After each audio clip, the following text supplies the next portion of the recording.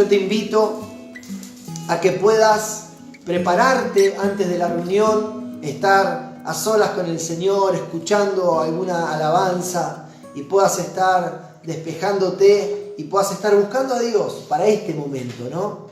Para poder estar ante la presencia de Dios. Quiero compartirte algo en esta noche muy importante. Sabes que siempre una de las definiciones de pecar es errar el blanco. Esa es una de las definiciones, es transgredir la ley de Dios, errar el blanco. Y el diablo, puntualmente, Satanás, es alguien que está poniendo toda su capacidad para que nosotros seamos distraídos o seamos quitados del propósito y la voluntad de Dios, para pecar. Porque el pecado deshonra a Dios, ofende, entristece al Espíritu Santo. El pecado nos aparta de la comunión con Él. El pecado nos mata poco a poco espiritualmente. El pecado hace que los propósitos de Dios en nuestra vida no se cumplan. Y desde siempre y hasta que Cristo venga, Satanás intenta e intentará hasta la venida del Señor desviarnos de la voluntad de Dios. Y quiero darte un ejemplo de esto. ¿Por qué? ¿Y por qué quiero hablarte de esto, iglesia? Hablaba en estos días con mi pastor. Hoy veía algunos videos. Si te metes en mi Facebook personal, vas a ver cómo el Papa Francisco está animando para que este mes se pueda juntar las autoridades de las naciones y puedan empezar a hablar de un orden mundial, de una educación unida a nivel mundial, de una filosofía, y también compartí un pequeño video sobre la enseñanza del anticristo y el orden mundial, sobre que se está hablando ahora más que nunca de una misma moneda, de una misma educación a nivel mundial, de una misma manera de pensar, de ver las cosas. Y nosotros como iglesia del Señor tenemos que saber que esto es algo que tiene que pasar y que es inevitable, porque se tiene que preparar el mundo para que asuma en su momento, después del rapto de la iglesia, el anticristo. Pero hoy, en este tiempo, nosotros, y si vos estás del otro lado y no entendés lo que te estoy diciendo, quiero decirte que el planeta, que estos acontecimientos que están ocurriendo a nivel mundial, como esta pandemia, como la crisis económica, como todo esto que está ocurriendo en este tiempo, son cosas que están preparando el escenario para que se cumpla la Escritura cuando dice que en un abrir y cerrar de ojos vendrá el Señor y arrebatará a la iglesia, llevará a la iglesia a los cielos. Entonces, lo que está ocurriendo hoy en la tierra es algo que se está preparando para el rapto de la iglesia. Y eso es algo que tenemos que entender y no distraer nuestra atención, porque eso es lo verdaderamente importante. En el tiempo bíblico siempre hubo enemigos que intentaron quitar la atención de la iglesia, del cuerpo de Cristo, de lo que era realmente importante. Y quiero llevarte a un ejemplo para hablarte de esto. En Nehemías, en el capítulo 6, Nehemías capítulo 6, acompáñame, vamos a leer varios textos después, ahí por eso, ahí anotá para poder meditar después en esta escritura. Nehemías capítulo 6, versículos 1 al 15, vamos a estar leyendo. Dice la escritura: cuando oyeron Sanbalat y Tobías y Gesén el árabe y los demás de nuestros enemigos que yo había edificado el muro y que no quedaba en él portillo o abertura o agujero, aunque hasta aquel tiempo no había puesto las hojas de las puertas, Sanbalat y Gesén enviaron a decirme: ven y reunámonos en algunas de las aldeas en el campo de Ono. Mas ellos habían pensado hacerme mal, y les envié mensajeros diciendo: yo hago una gran obra y no puedo ir, porque cesaría la obra dejándola yo para ir a vosotros. Quiero parar acá y simplemente hacer una referencia. Hay obras que solamente nosotros vamos a hacer. Nehemías le dice a estos enemigos que los querían distraer: si yo me voy, la obra se detiene. Y quiero traer esto a nuestra vida. Hay cosas, hay tareas, hay responsabilidades que solamente nos competen a nosotros, como individuos. Y nadie más las puede hacer. Esto quiere decir que si vos y yo dejamos de hacer aquellas cosas que son pura responsabilidad nuestra, van a quedar sin hacerse, se van a detener. Por ejemplo, hay responsabilidades que yo tengo como padre que nadie puede suplirlas. Hay responsabilidades que tenemos como ciudadanos particulares, cada uno de nosotros, que ningún otro ciudadano, que el gobierno, que un amigo, que un padre, que un hermano va a poder suplir.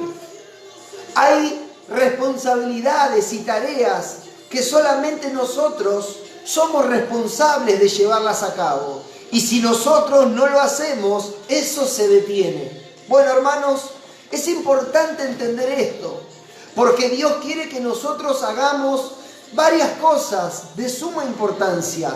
Él nos ha delegado muchísimas y hermosas responsabilidades que solamente nos competen a nosotros, y que si nosotros nos desviamos, desviando nuestra atención hacia todo aquel que nos llame y nos distraiga, van a quedar sin realizarse.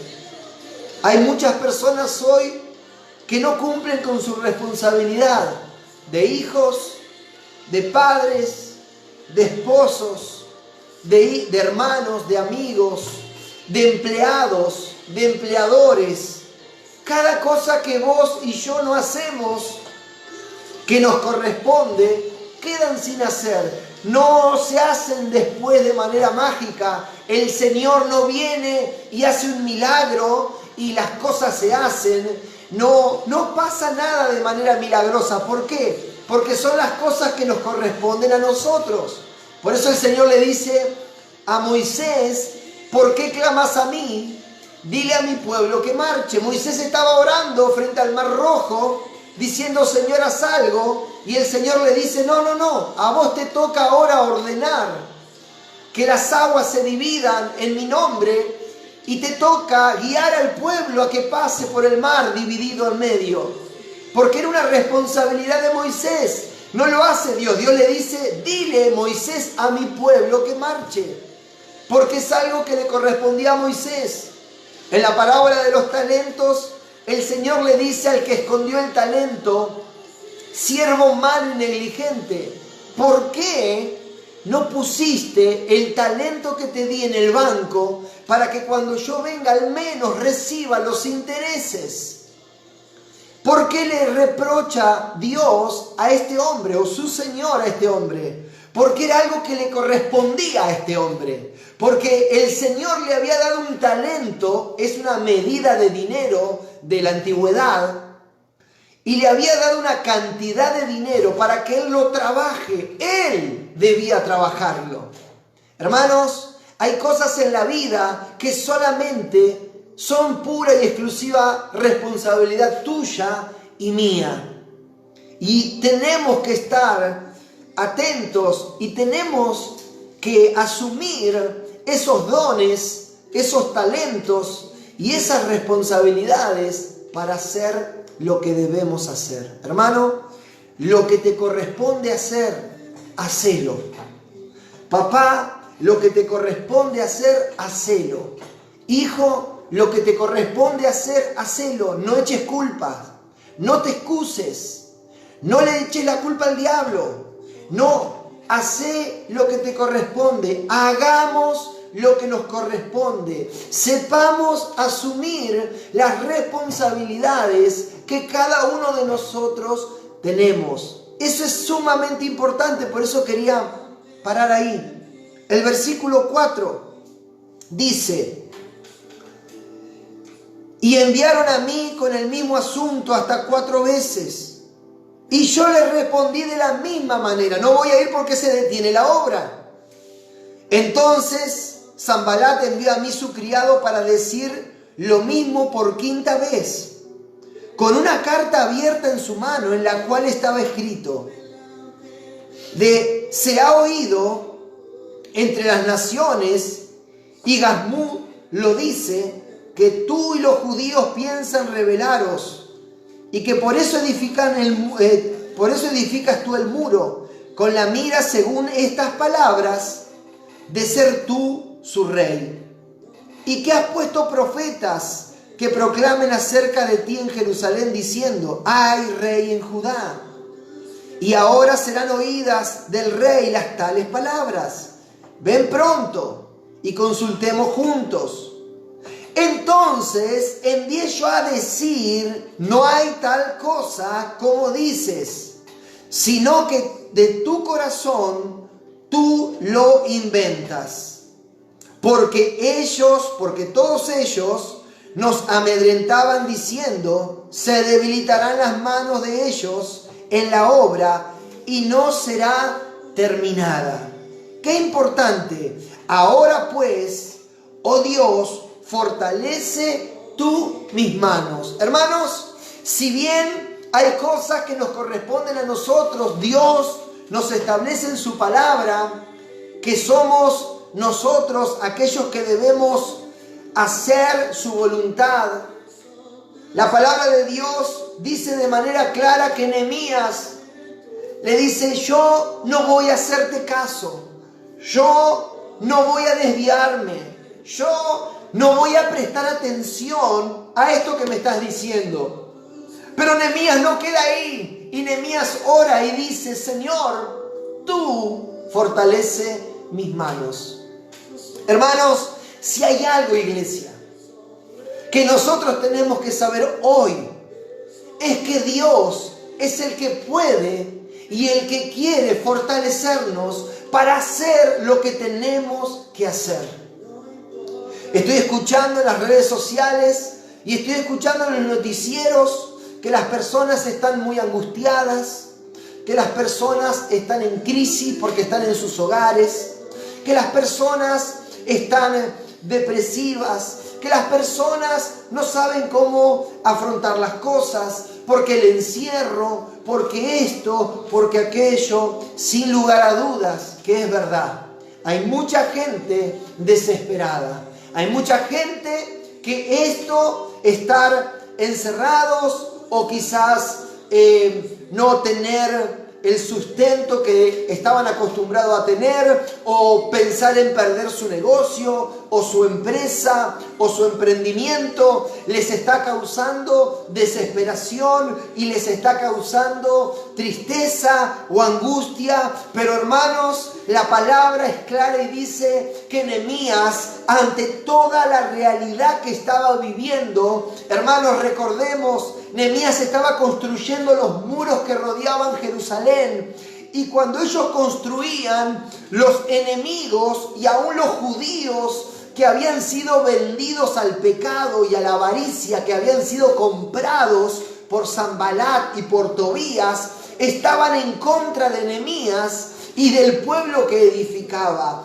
No era mentira, les estaban oprimiendo para que se desvíen de lo importante y dejen de hacer la voluntad de Dios. Era una realidad, pero Nehemías dijo algo: Señor, tú fortalece mis manos. Hermanos, ¿a dónde está la diferencia? La diferencia está que el Señor sea nuestra fortaleza. Porque no es una mentira que el temor viene, no es una mentira que la angustia viene, no es una mentira la crisis, pero hay algo que también es real y de hecho es más real que el otro. Y es que Dios es nuestro amparo y es nuestra fortaleza. Entonces, iglesia, dice la Biblia, quiero terminar el relato, y dice, el versículo 10, vine luego a casa de Samaías, hijo de Laía, hijo de Metabel, porque él estaba encerrado, el cual me dijo, reunámonos en la casa de Dios dentro del templo y cerremos las puertas del templo, porque vienen para matarte. Sí, esta noche vendrán a matarte. Entonces dije, un hombre como yo ha de huir. ¿Y quién que fuera como yo entraría al templo para salvarse la vida? No entraré. Y entendí que Dios no le había enviado, sino que hablaba aquella profecía contra mí porque Tobías y Sanbalat lo habían sobornado. Porque fue sobornado para hacerme temer así, y que pecase y le sirviera de mal nombre con que fuera yo difamado. Acuérdate, Dios mío, de Tobías y de Sanbalat, conforme a estas cosas que hicieron. También acuérdate de Noadías, profetisa, y de los otros profetas que procuraban infundirme miedo. Impresionante. Impresionante cómo Satanás usa las circunstancias y usa personas para que nosotros como iglesia podamos sacar nuestra atención de las cosas que son importantes. Y quiero hablarte sobre este espíritu que tenía Sanbalat y Tobías, que hoy opera sobre las personas.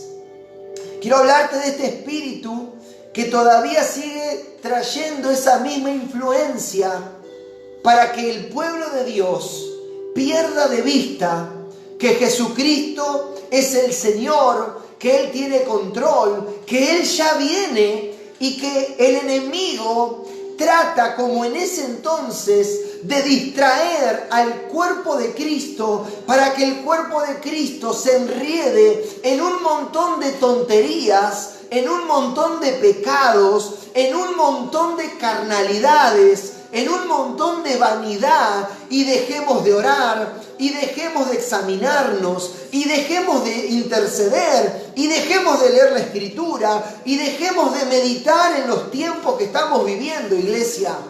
El espíritu que operaba en Sanbalat y en Tobías opera hoy también. Y yo te traje 4 o 5 maneras en las que Él opera. Primero, puse acá y anoté, Él opera a través de la enfermedad. Satanás sabe usar la enfermedad para distraer nuestro corazón de las cosas de Dios. No estoy diciendo que Satanás enferma o que todo el que enferma está enfermo porque Satanás lo enfermó. No, sí es claro por la Escritura que nuestro pecado, que cuando una persona vive en desorden espiritual, emocional, en desorden físico, el mismo pecado trae como consecuencia la enfermedad. Si yo no me cuido, si yo soy una persona que maltrato mi cuerpo, que consumo drogas, que fumo, que que soy alcohólico o que como de una manera que atenta contra mi salud, me voy a enfermar. El pecado muchas veces trae como consecuencia la enfermedad. Ese desorden me enferma.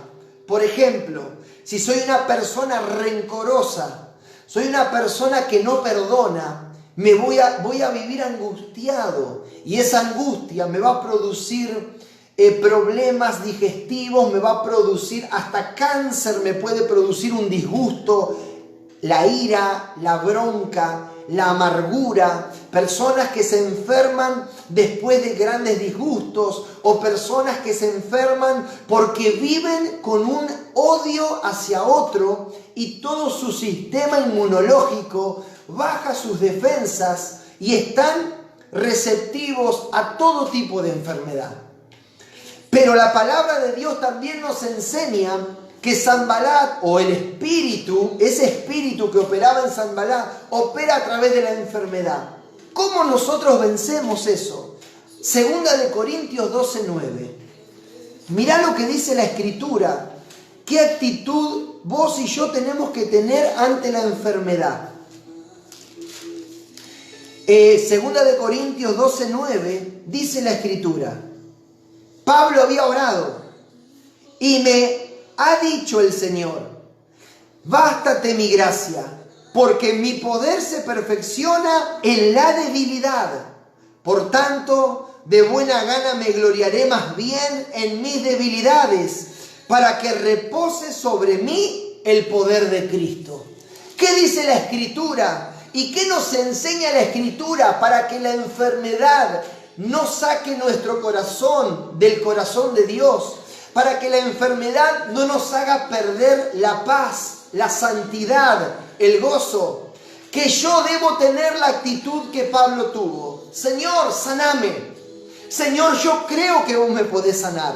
Señor, yo sé que vos sos Dios y que podés detener la enfermedad en mi vida. Pero, Señor, yo sé que si vos no me sanás, porque no me querés sanar, me vas a sostener hasta el día que vengas a buscarme o que yo vaya a tu encuentro, porque me va a bastar tu gracia, tu presencia me conforta, tu palabra me fortalece. Pablo decía: Señor, oré 3 veces y la tercera vez me dijiste que te alcance mi gracia, Pablo, porque yo no deseo sanarte, pero mi gracia te va a sostener. ¿Y Pablo qué dijo? Señor, me voy a gozar en mi debilidad, porque entiendo que vos te vas a hacer fuerte en mi debilidad. Hermanos, todos oramos para recibir un milagro de sanidad, pero la verdad es que no todos somos tocados por la mano de Dios para ser sanados. Pero sí, todos, cada uno de nosotros, tenemos la gracia del Señor para fortalecernos en nuestra debilidad. Hermanos, Sanbalat, o ese espíritu inmundo de pecado, ese espíritu que viene y quiere quizás acusarte o quitarte la paz y el propósito en tu vida a través de una enfermedad, hoy tenés algo puntual para decirle: Señor, tu gracia, tu misericordia, tu compañía me van a sostener mientras transite esta enfermedad, porque tú no abandonas a tus hijos. Yo sé que estoy guardado en tus manos, a pesar de que hoy por un poco de tiempo tenga que sufrir. Entonces ese espíritu inmundo ya no tiene autoridad para usar la enfermedad y quitarte del propósito y de la comunión con el Señor, iglesia. Otra cosa que este espíritu inmundo hace en este tiempo es usar la escasez.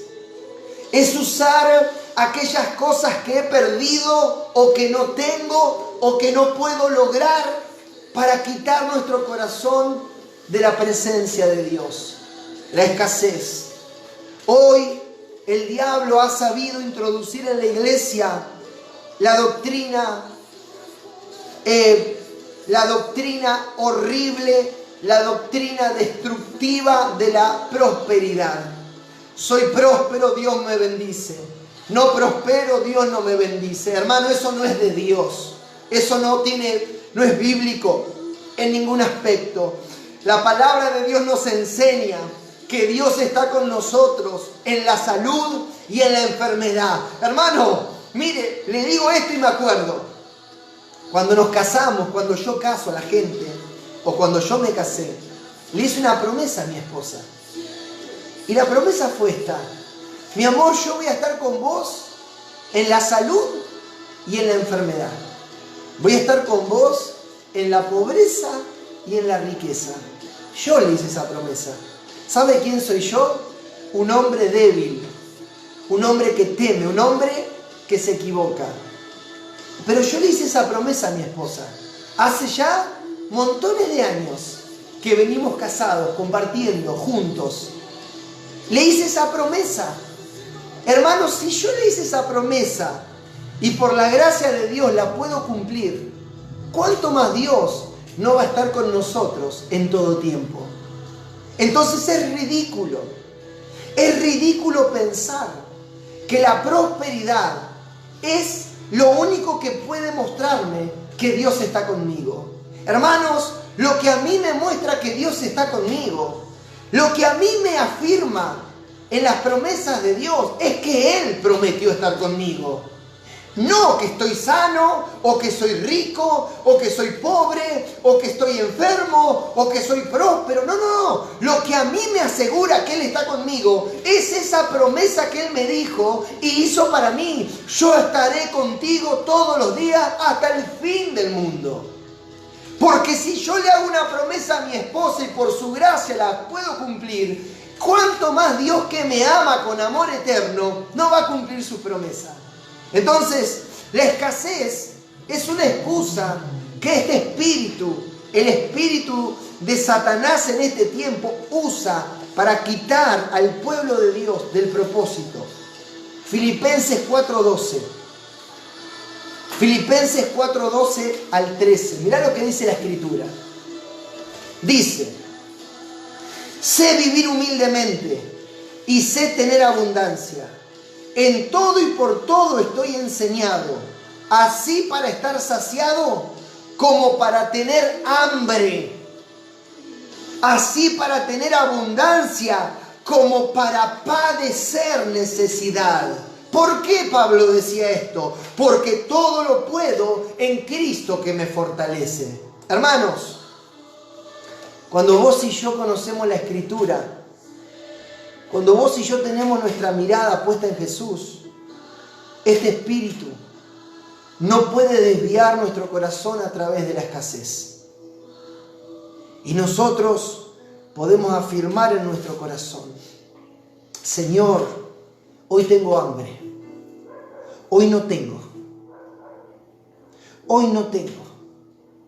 pero también sé que hoy, no teniendo nada, estoy tomado de tu mano. Pablo decía: yo pasé momentos de hambre, de escasez, de necesidad, pero jamás Dios me abandonó. Hermano, ¿cómo nosotros vamos a dudar en la necesidad de que Dios no va a estar con nosotros? ¿Cómo nosotros vamos a ofender a Dios y vamos a entristecer a Dios creyendo de manera directa o indirecta que Él está con aquellos que solamente prosperan? Dolemos el corazón de Dios cuando nosotros ponemos a Dios en esa escala, porque los hombres son así. Nosotros los seres humanos somos así muchas veces, pero Dios no es así. Dios es fiel. Si yo soy infiel, dice su palabra, Él permanece fiel. Hermanos, que la escasez no sea una herramienta en las manos de este espíritu para desviar tu corazón de la presencia y del propósito de Dios. Pablo lo tenía claro y por eso el enemigo no podía usar la escasez. Pablo lo tenía claro y no podía usar la enfermedad. Todo lo que el enemigo quería usar en Pablo era retrucado por Pablo por las promesas que Dios le había dado. Y eso ocurre hoy con vos y conmigo, iglesia. Tenemos palabra, tenemos promesa, tenemos seguridad de parte de Dios. Lo tercero, se encuentra en Juan 20. Acompáñame a Juan 20.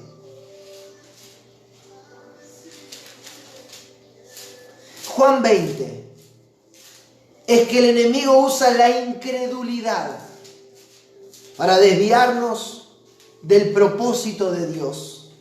Juan 20, 27 al 29.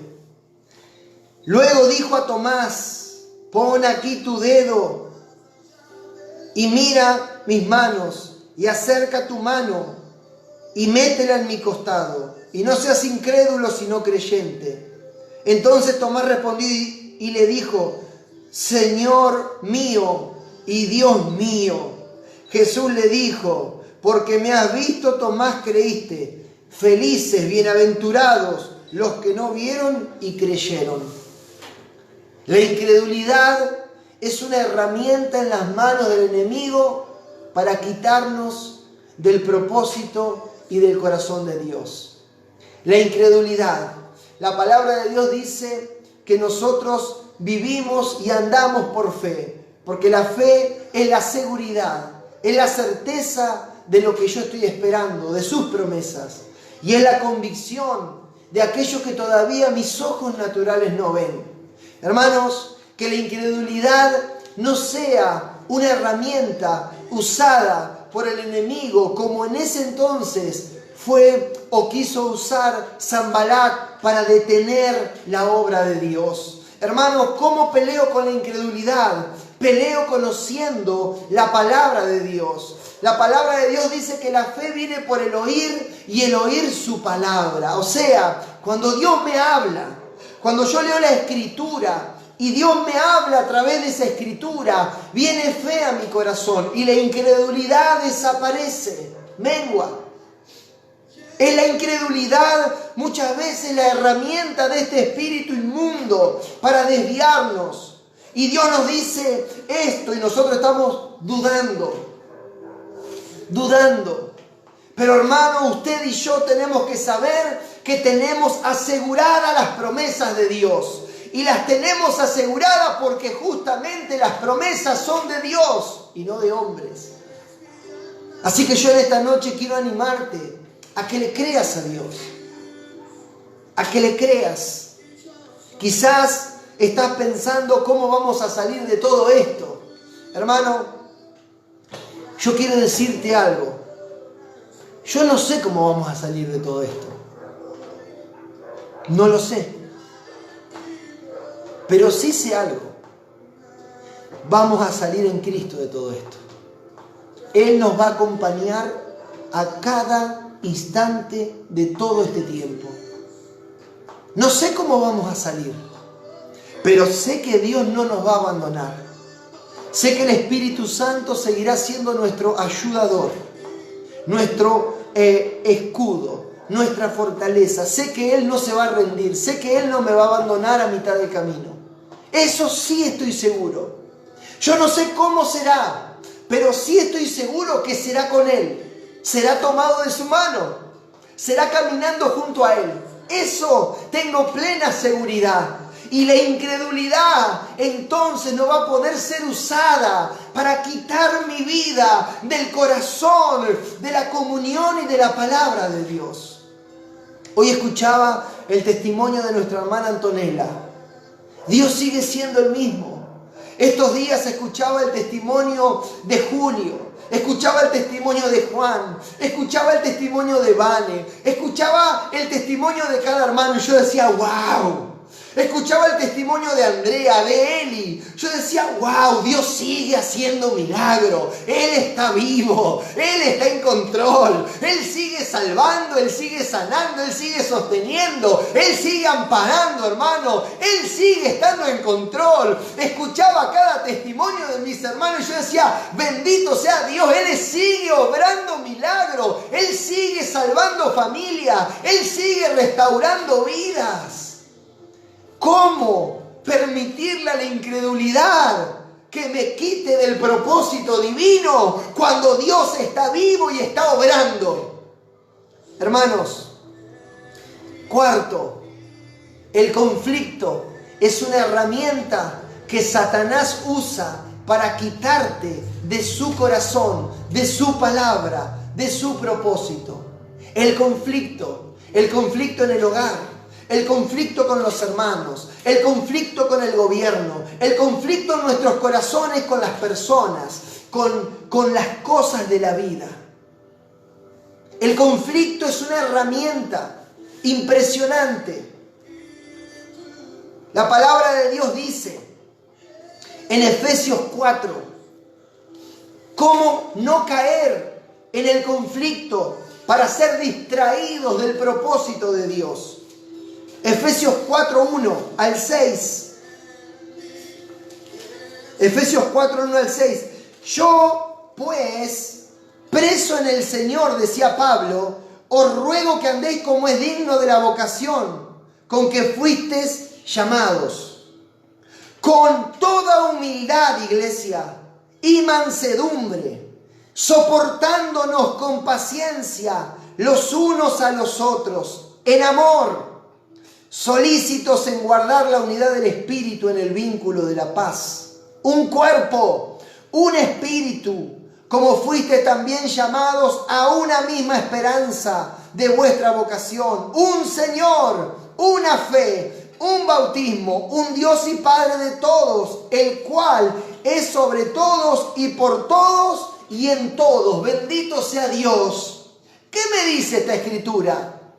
Que si yo camino en Dios, el conflicto no va a poder ser usado por el enemigo para quitarme del propósito y del corazón de Dios. Porque no hay conflicto cuando yo vivo esta palabra. ¿Qué dice Dios? Anden en humildad, en amor, en misericordia, perdonándonos, amándonos, sosteniéndonos, entendiéndonos. Hermano, el conflicto es usado por Satanás cuando la iglesia anda en la carne, cuando usted y yo andamos frío, cuando usted y yo andamos fuera de la comunión con Dios. Entonces todo es un pretexto para pelear. Todo está mal. Todo tiene un problema. Todo me exaspera. Todo me enoja. Todo me molesta. Hermano, cuando yo vivo en la palabra de Dios, el conflicto pierde poder, el conflicto pierde terreno. Satanás no puede usar el conflicto, porque la Biblia dice que nosotros andamos con toda humildad y con mansedumbre y andamos soportándonos. ¿Por qué dice la Biblia esto? Porque, hermano, seguramente yo le tengo que soportar algo a usted. Y porque usted seguramente me tiene que soportar algo a mí. Si la Biblia dice soportándonos, es porque nos tenemos que soportar en algunas cosas. Pero cuando nosotros caminamos de esa manera, el conflicto no es usado para dividir, es usado para afianzar, para acercarnos, es usado por Dios para ayudarnos. Lo último que quiero compartirte, así como Sanbalat quiso detener la obra de Dios en el tiempo de Nehemías, Satanás usa muchas veces el temor. El temor. El Salmo 23, versículo 4, dice: aunque ande en valle de sombra de muerte, no temeré mal alguno, porque tú estarás conmigo. Tu vara y tu cayado me infundirán aliento. Hermanos, el temor es algo que el enemigo muchas veces usa cuando nosotros no estamos aferrados a la Escritura. Y andamos en tinieblas. Y andamos sin saber lo que Dios dice. Y andamos con temor. La palabra de Dios dice en el Salmo 105, en el Salmo 119, versículo 105, lámpara es a mis pies tu palabra, es lumbrera mi camino. La palabra de Dios trae luz, trae seguridad, trae confianza. La palabra de Dios echa fuera el temor. ¿Por qué? Porque se alumbra el camino de los justos. Hermanos, el temor es usado por el enemigo para quitarte del propósito de Dios cuando no tenés luz de la Escritura. Necesitamos la Escritura. No podemos ser cristianos de oído. Escuché un mensaje. Escuché esto, escuché lo otro. No, tenemos que nosotros buscar. Tenemos que nosotros conocer la Escritura, porque la palabra de Dios alumbra y trae seguridad y echa fuera el temor. Quiero terminar leyéndote lo tremendo, hermano, de que el enemigo muchas veces usa a los hermanos carnales, a los supuestos cristianos, a los supuestos pastores, profetas, apóstoles, maestros. La Biblia dice en el versículo 10 del 6 de Nehemías: vine luego a casa de Semaías, hijo de Delaía, hijo de Metabel, que él estaba encerrado, el cual me dijo: reunámonos en la casa de Dios. Este era un sacerdote dentro del templo, y cerremos las puertas del templo, porque vienen para matarte. Sí, esta noche vendrán a matarte. Entonces dije: un hombre como yo ha de huir, ¿y quién que fuera como yo entraría al templo para salvarse la vida? No entraré. ¿Sabés qué entiende Nehemías? Usías, el rey, había entrado al templo de Dios a quemar incienso, y la Biblia dice que Dios lo castiga con lepra.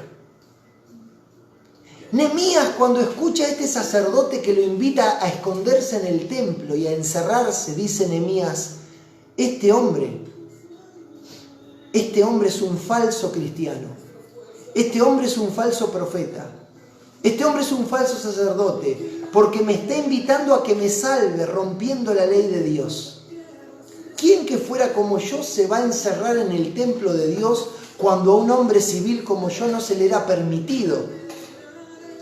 Pero Nehemías conocía la Escritura, y porque conocía la Escritura, conocía a los que eran falsos, conocía a los que estaban dentro de las paredes de la iglesia, dentro de las paredes de Jerusalén, pero eran falsos. Hermanos, el enemigo muchas veces va a usar falsos hermanos, falsos pastores, falsos apóstoles que te van a decir: hace esto para que te vaya bien, quebrantando la ley de Dios. Cuando usted y yo estamos en comunión con Dios, nosotros discernimos como Nehemías y decimos: ¿quién va a hacer esto? ¿Cómo voy a pretender salvarme quebrantando la palabra de Dios? Hermanos, vivimos en un tiempo donde tenemos que saber más que nunca los tiempos que estamos viviendo. Y no tenemos que permitirnos lo que dice el versículo 12. Y entendí que Dios no le había enviado, sino que hablaba aquella profecía contra mí, porque Tobías y Sanballat lo habían sobornado. Porque fue sobornado para hacerme temer así y que pecase y le sirviera de mal nombre con que fuera yo infamado. Hermanos, no te extrañe estar rodeado muchas veces de hermanos como este, de profetas como este, de pastores como este, de personas que dicen y llenan su boca de Dios, pero por otro lado están quebrando y quebrantando la ley de Dios. Nehemías dijo: ningún hombre como yo haría eso. No me voy a meter, no voy a pecar para salvarme. Hermanos, creo que Dios nos está llamando a que nosotros examinemos que ninguna de estas cosas que hoy les compartí sean usadas por ese mismo Espíritu para sacarnos de la obra de Dios. Y dice el versículo 15: Fue terminado pues el muro el 25 del mes de Elul, en 52 días. Y cuando lo oyeron todos nuestros enemigos, temieron todas las naciones que estaban alrededor de nosotros y se sintieron humillados y conocieron que por nuestro Dios había sido hecha esta obra. Bendito sea el nombre de Dios. Hermanos, ¿cuál es la tarea de la iglesia hoy?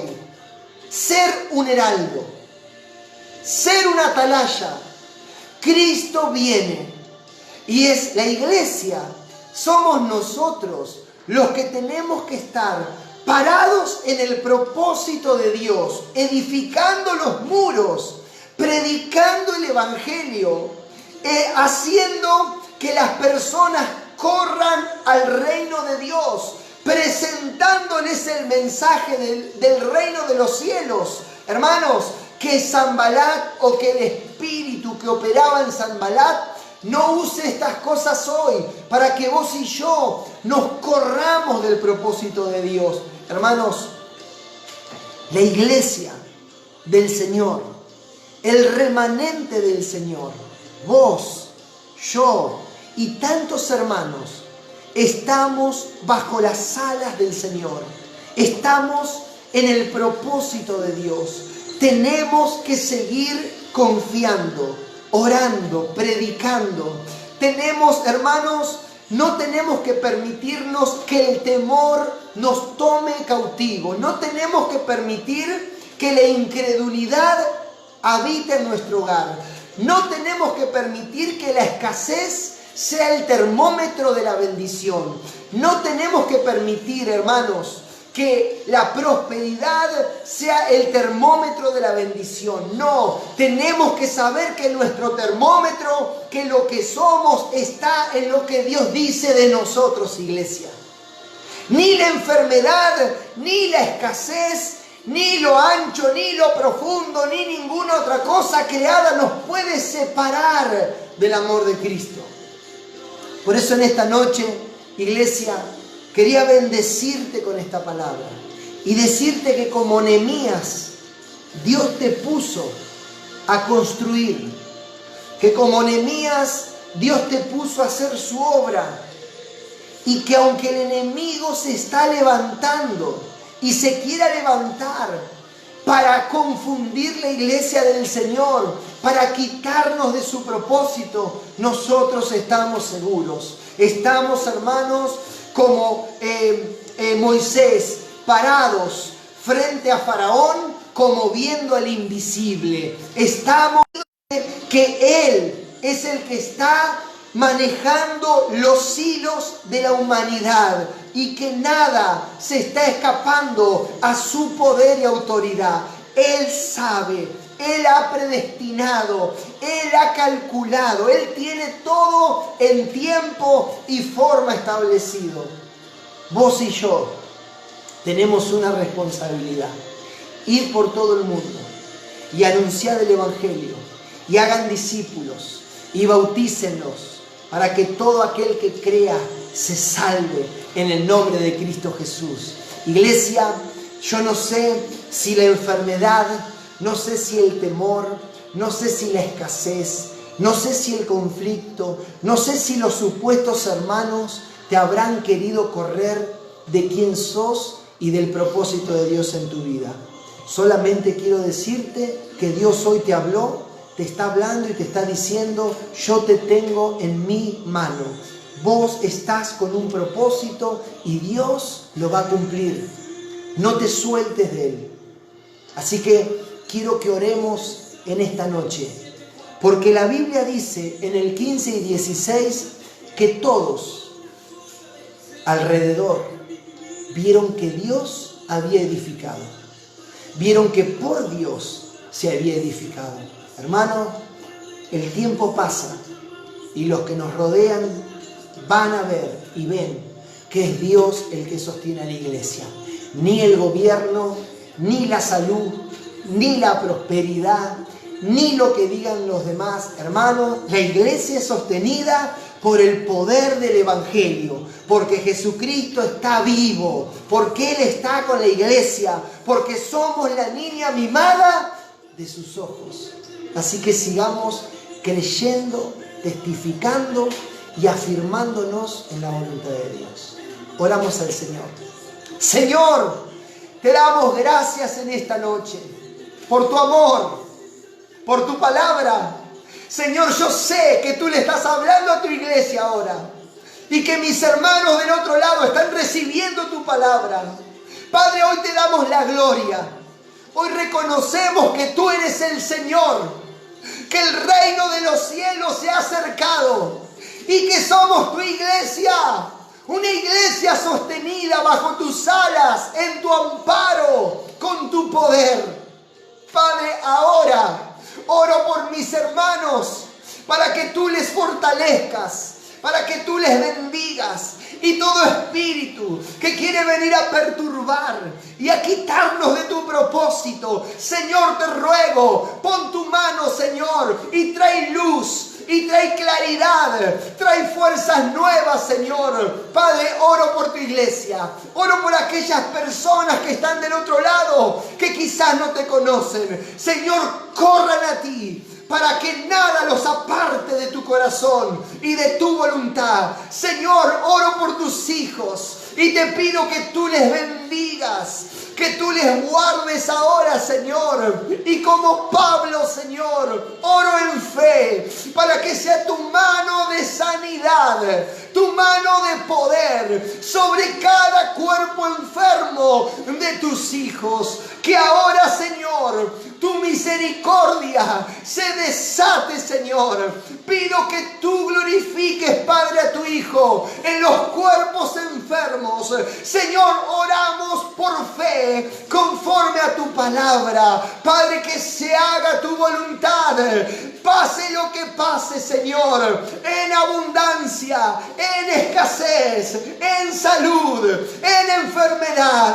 Señor, en plena batalla y bajo fuego, confiamos de que tú eres el capitán y que tú caminas delante de mi vida y de mi familia. Señor, caerán a tu lado 1000 y 10.000 a tu diestra, mas a ti no llegarán, dice tu palabra. Y hoy creemos, Señor, creemos que todo esto que viene por delante está controlado bajo el poder de tu mano. ¡Aleluya! Bendito sea tu nombre, Señor.